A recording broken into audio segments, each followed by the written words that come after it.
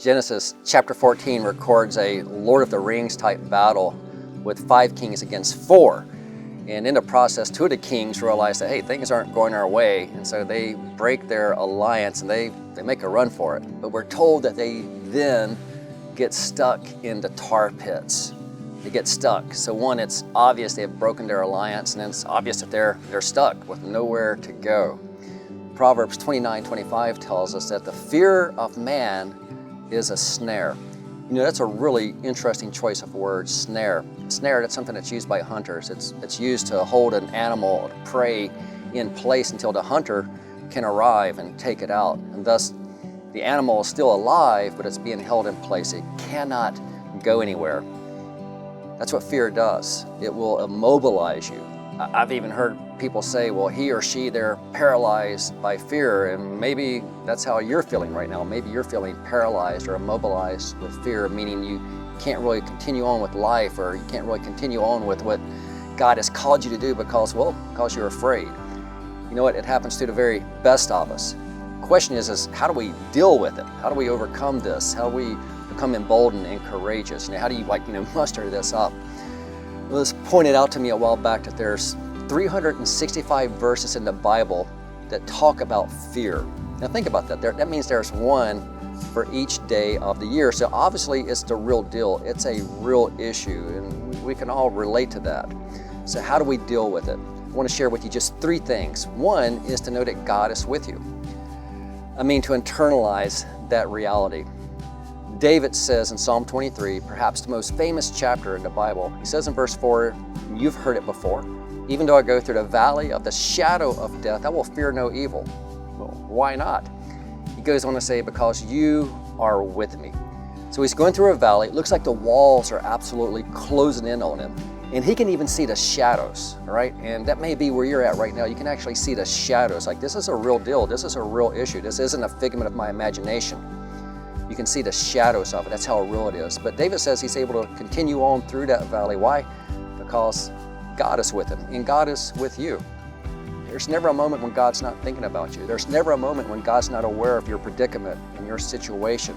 So call unto him, cry out to God and ask for his help, and remind yourself through God's word that he's always with you. He sees what's going on, and he will comfort you and guide you through whatever has immobilized you. Secondly is God's word. And here I think about Joshua. Finally, they're at the Jordan River. Finally, they're getting ready to cross over to the promised land. And on 4 different occasions, he's exhorted to be not afraid. So reading between the lines, I think it's safe to presume that Joshua was dealing with some fear. He had been there before. 40 years earlier, he had seen the fortified cities. He had seen the giants. He knew what he was up against. But he's exhorted, don't be afraid. And in his case, he's told in Joshua chapter 1:8 to continue basically to recite God's word. He's told to never cease from reciting my words. And I would exhort you to do likewise. Get into God's word, the Bible, but also learn some verses that you can quote and that you can say out loud. And say these verses out loud. And they will help you in moving forward into crossing the Jordan River that you're facing, if you will. Lastly would be musical worship. Another thing with Joshua is that he would sometimes send out the choir into battle. And throughout military history, various armies have sent the band out. They take the choir, the band with them into battle. Even the Navy has a band.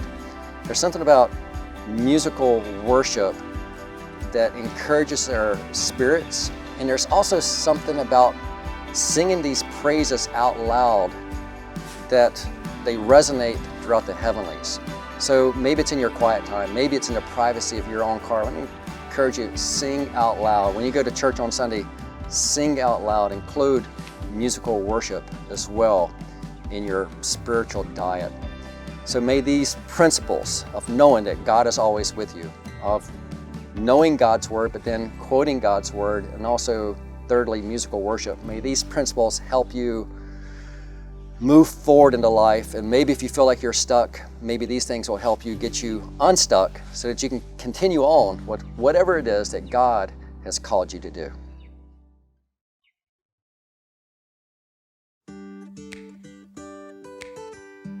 Okay, so by the way, what is Reigning Grace Ranch Chapel? Well, the chapel is a worship service, a church service that we have on Sunday mornings that meets right here on site at Reigning Grace Ranch. Reigning Grace Ranch is it's 20 acres of property. We have a lot of what we call sanctuary animals here, horses, mules, mini horses, all types of different critters. And we use equine therapy for foster kids, for special needs kids, and really anyone that would be blessed through equine therapy. So the church, it's a cowboy church. I mean, that's kind of who we are. We're on a ranch, so it makes perfect sense for us to be a cowboy church. So our worship style is a little more on the country western side, and we're not quite as polished maybe as what you're typically used to experiencing in a church setting. But I want to encourage you, come on out. Check us out on Sunday mornings, and we would love to have you. We'll make you feel right at home on the range. Our website is www.azrgrchapel.org. So azrgrchapel.org. That's Arizona, Reigning Grace Ranch Chapel.org. And yeah, come on out. Wear some boots and shoes. You don't mind getting dirty. We'd love to see you.